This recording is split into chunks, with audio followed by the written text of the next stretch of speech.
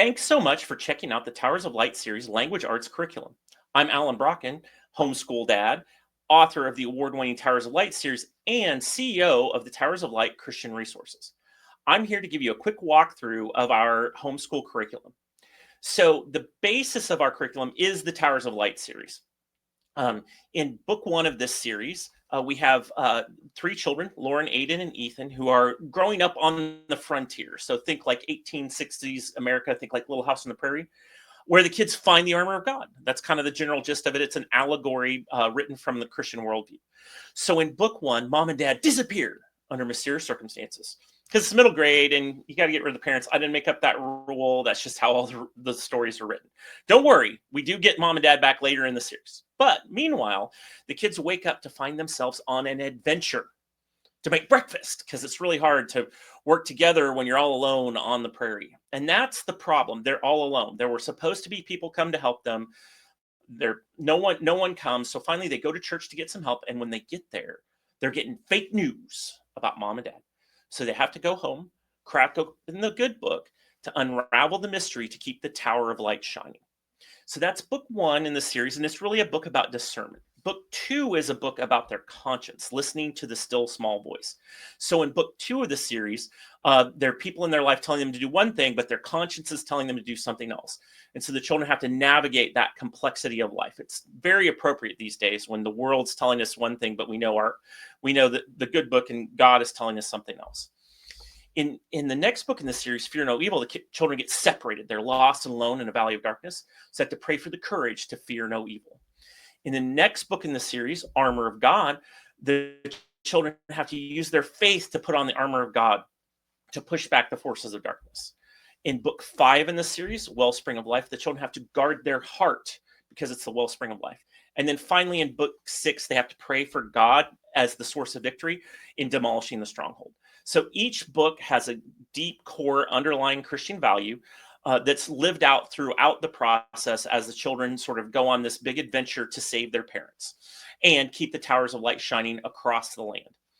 Those stories can be read intentionally a chapter or two a day with our language arts curriculum. And so the curriculum's got an explicit pacing per book, per chapter that tells you how to work through it.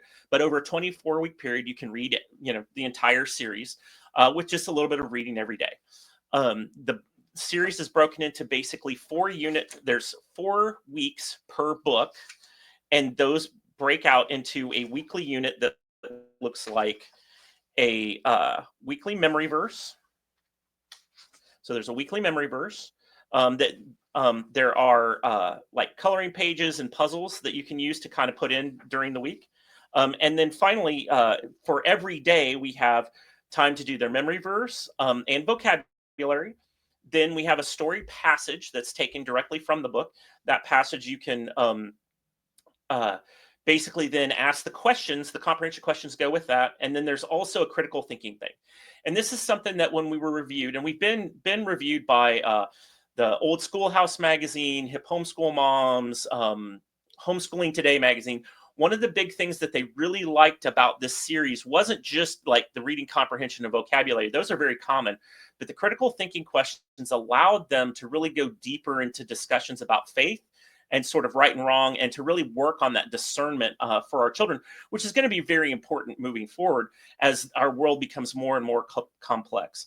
But one last thing that I think really sets this curriculum apart is the joke of the day, because I believe no language arts education would be complete without a little humor. And so with that, then on the 5th day of the week, so 4 days a week, we have that kind of program. And then on the 5th day of the week, we have a project. Now, these projects, our curriculum designers were also homeschool moms that went to great lengths to make sure that the projects that we have in our book are geared towards things you would have in your house already. Or if it was something that you might not have, it's something that you get cheaply from a dollar store.